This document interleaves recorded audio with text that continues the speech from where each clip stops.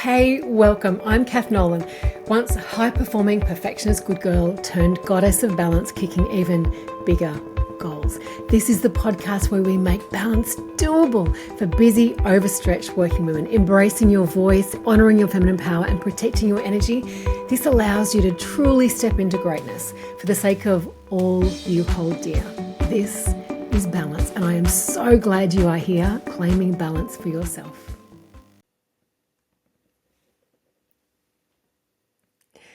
Imagine knowing your true worth, not just by what you're paid, but by how you value your time.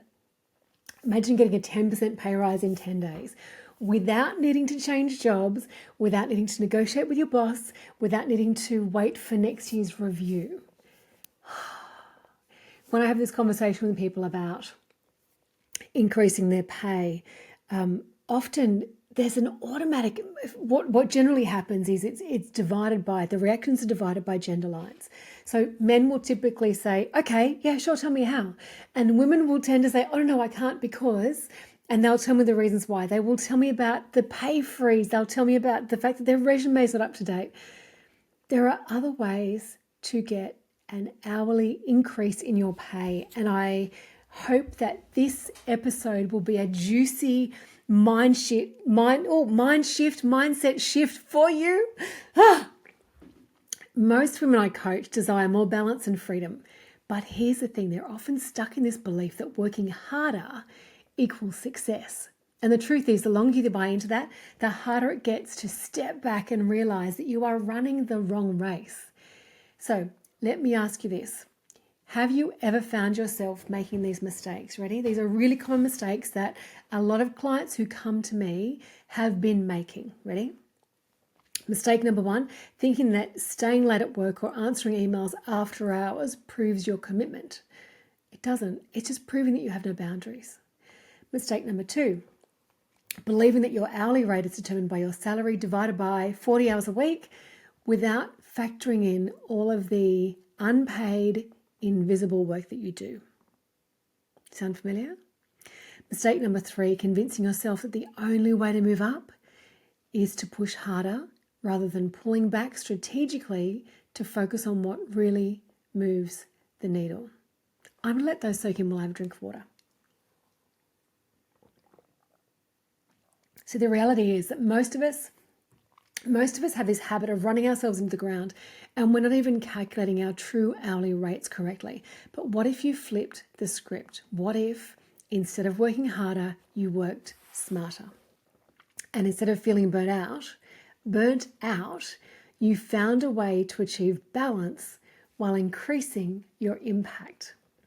I am so excited to give you this episode today because it really cuts to the crux of so much of what my work is about, getting you a much better deal quickly. So excited that you're here. Okay, so 3 big ideas. The first one is that your hourly rate is not actually what you think it is. So let's unpack the hidden hours that you are actually working. I want to start with a simple calculation. So if you are earning $100,000 a year, you're likely thinking that breaks down to around about 40 hours a week. That's about $50 for an hour across a 40-hour week. Pretty simple, right? But here's where things take a turn. The reality is that many women are working far more than 40 hours a week, and most of that extra time is invisible. We're not talking about key projects. We are talking about an every week type situation. So let's break that down. First up, blended work hours in flex arrangements. The last few years have certainly shifted who takes up flexible work arrangements, but there are still more women than men who take it up. For many professional women, especially those in flexible or hybrid work situations, that boundary between work and home has blurred significantly. And studies are showing that this blending of spaces adds an extra 5 to 7 hours of work a week because women manage their work alongside home responsibilities without distinct breaks. Tasks and emails creep into evenings, weekends, early mornings. Then there's the mental load. the mental load. Even if you have clocked out officially, your mind is still at work. The mental load is a well-established, well-recognized phenomenon now. You are managing schedules, you are anticipating needs, you are juggling countless tasks, all of which translate to mental effort. Experts estimate that this cognitive load adds the equivalent of about 8 hours of mental work every week. This is the invisible labour that drains your focus, your creativity, your energy, often contributing to that extra time that you spend working to catch up or compensate for missed details. Those extra things you need to deliver through the day, things that you thought you were going to get through, things that you perhaps promised to get through and didn't quite. And then there's the household and domestic labour. So on top of those hours, on top of that sort of standard 40 plus the extra little bit for flex if you're doing flex, plus the extra potentially up to 8 hours to compensate for the mental load. On top of that, you've got this domestic and household labour, which we all do, all humans need to do. However, let's put those numbers in there because those are hours that you are working and not resting. They're hours that are cutting into your rest time. And really, I want an accurate picture for you on what your hourly rate is. So on top of your working hours and the mental load, the extra hours that you work because of the extra mental load that you carry, on top of that, there is 30 hours a week of household work that the average woman undertakes compared to about 19 hours men contribute. That needs to be factored in. So an extra 30 hours a week, whether it's cleaning, grocery shopping, childcare, washing, these tasks require time and energy. And for many women, it's an extra full-time job on its own.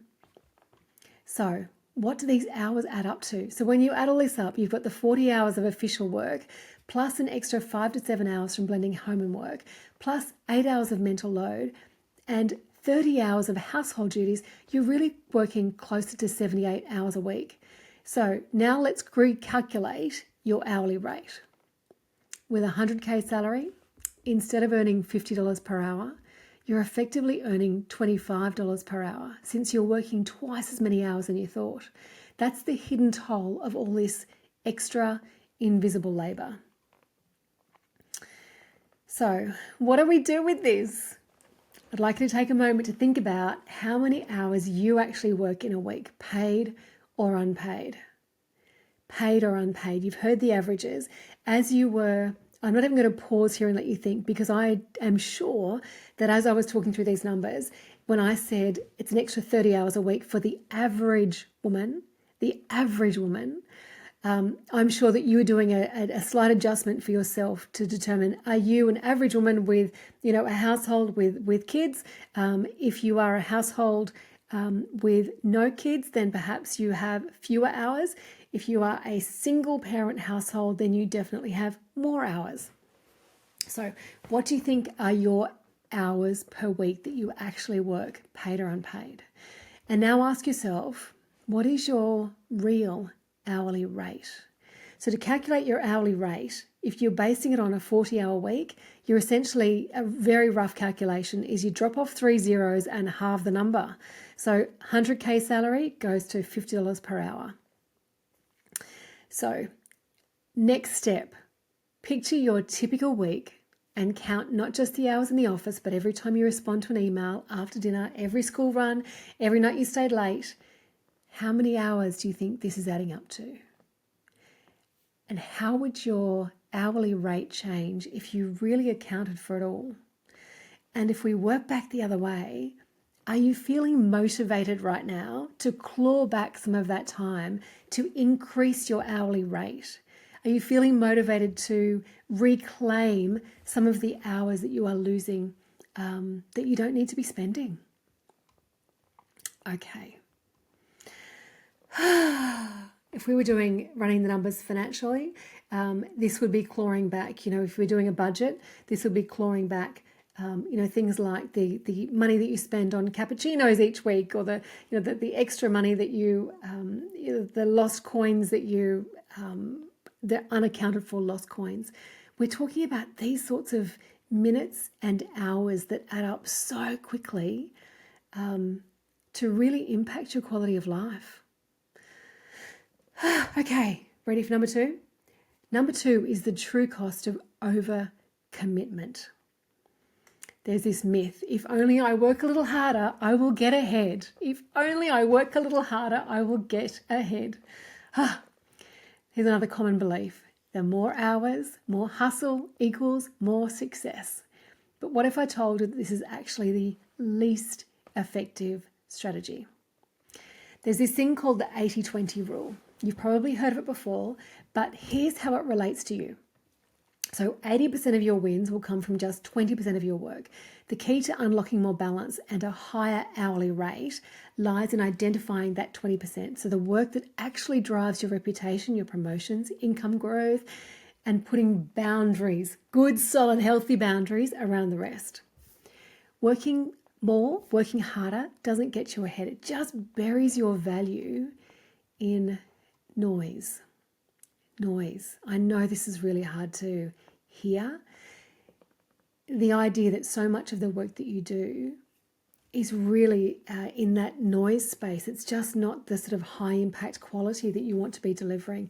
And that's hard to hear, but also phenomenally powerful, because when we strip back this really simple thing of identifying what is the noise, when we strip back that noise, it's a pretty simple process to get you back into that work that is high impact, lower effort, yeah? So as a woman, this noise is even louder because we're socially conditioned to overcommit. We're socially conditioned to be the yes person, to fix things that aren't even ours to fix. And when we look at intersectional women, the challenge is even greater. That the pressures for someone who is in a position where, for someone who sits in an environment where they look different, they sound different, their background is different to the common denominator of what success in leadership looks like, this social conditioning to overcommit to make up the difference is even, the burden is bigger. Okay. The fastest way to close the pay gap is not to work more hours. It's to work the right hours. Let me ask you to ask yourself, where do you spend the most of your energy at work? Is your energy concentrated on the work that gets noticed and rewarded, or is your energy invested in the busy work? That's a heavy one, right? Because I know the answer. For most people, the answer is that they spend their time on the busy work. This is the great frustration with so many leaders who I work with. And a bigger question, personally and professionally, who is watching me? Who else am I committing to this allocation of time in work rather than rest? Because they'll follow my example. So here's a challenge for you. The next time you get a request that falls outside of your role, take a pause. Ask yourself, does this contribute to my 20%, or is this just filling up time? That decision to say no might just be the most important boundary that you set all week. Ready for number 3? Number 3 is time leaks and taking back control. There's another myth. I don't have control over my time. It's so often said when I ask leaders what's holding them back from taking any particular action. The first thing that we say is often we attribute the blame for not doing something, for us not taking action. We attribute the cause of that as being somebody else, something else. Most of us know that time is valuable, but here's the thing. Many women don't realize how much control they actually have over their time. We think that the demands of work and life are fixed, and that all we can do is manage those demands. But what if you could regain control by identifying where your time is leaking and start plugging those leaks? Women take on extra unpaid work that goes unnoticed, like mentoring, managing office tasks, organising the lunches. Oh my goodness me, how many times have I done a lunch and learn session, and at the end of the lunch and learn session, the men in the team evacuate the building, or certainly the meeting room, and the women are left packing up the pizza boxes and sending the salads over to the kitchen so that other people can have them for their lunch if they want them. It's crazy. Even on days that are marking women's specific events like International Women's Day or, it's mind-boggling to me. So women tend to take on these tasks. So the practical tasks, like I've just explained, and also the emotional support tasks. Women tend to take on the bulk of the emotional support tasks for colleagues. This is where our time leaks and we don't even realise it. These small but frequent demands add up, and without boundaries, they can drain hours that should be spent on high impact tasks that actually move you forward. We know from McKinsey research that women in leadership roles are 10 times more likely to take on unpaid office housework, from organising events to mentoring, compared to their male counterparts. This is not just costing you time, it's costing you impact, influence, and ultimately it's costing you money. Every yes to something that drains your time is a no to something that could elevate your career. So ask yourself, where does your time go? What tasks feel like small, insignificant demands but actually add up to hours of unpaid work each week? If you could take back just one of these tasks and reinvest that time into something high impact, what difference would it make to your career or to your personal life? Okay, let's bring this all together. So balance is about working smarter. It's not about working harder. Throwing your time away on unimportant tasks is definitely not in the smarter basket. So I want you to be on the easier, smarter path with your time. So I want that for you. It's been my commitment for years. It's the backbone of all of the work that I've done. There is a pretty straightforward solution. It's about knowing what to prioritize, what to let go of, and when to say no, so that you can say a bigger yes to yourself and your future, and realistically to adding greater value in the job that you are committed to. So if you're ready to take the next step and really commit to that change, I've got something for you. I'm running a 10-day challenge to increase your hourly rate by 10%. This is the first time that I've done this. I'm so excited to do this. It's coming up very soon. So 10% in 10 days. That's the name of the challenge, 10% in 10 days. It is completely achievable, but it's the first time that I've run this challenge for free. This is a super simple, powerful process that's going to help you to reclaim your time and boost your income without changing jobs or asking for a raise. I will drop the link into the episode notes for you for this 10% in 10 days challenge. My friend, this is your moment to stop undervaluing your time and start making conscious, impactful changes. Thank you for joining in this episode of Free to Be, our brand new podcast. I hope you're feeling inspired and ready to start seeing your time and energy in a whole new light. Balance is not something that you wish for. It's something that you create. And it starts with recognizing your worth. I hope to see you in the challenge this week. No, not this week. I hope to see you in the challenge soon, very soon. It's coming up very soon. And if I see you in the challenge, or if I don't, I hope that what you've heard today, the questions and the numbers that you've heard today, I hope that gives you some mindset shifts and some challenges to shift your perspective and where you're at currently. So hope to see you in the challenge. If not, I hope this has been useful on its own merits. And I look forward to seeing you back here next episode. Do me a favor, subscribe to the podcast, share this episode with a friend or with 20 friends, and jump into the Facebook group, the Corporate Goddess Facebook group. I will see you there, and look forward to hearing what your response was to some of these big questions in the podcast today. Thank you so much for being here. Grateful to have you part of the journey. See you next time.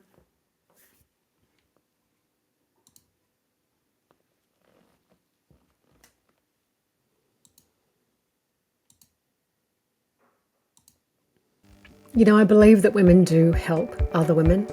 I hope that this episode has empowered you to question your willingness to go last. I hope that you will embrace balance, and I'm also hoping that you will help me to help other women to do the same. So how can you help? Show your support for the work. Subscribe and review the podcast here where you're listening. Follow the Goddess of Balance on Instagram to catch some cheeky behind the scenes and extras. Connect with me on LinkedIn and share the posts with your network. That would be sensational. If you have enjoyed this program, this episode, you will no doubt love my group coaching program. You've got to find all the links to these in the little written blurb for this episode. Thank you, my friend, for normalizing balance with me. We are raising performance and reputations, wellness and equality. Together, we're creating positive change for working women, starting with you. Sincerely, I thank you for being part of the movement.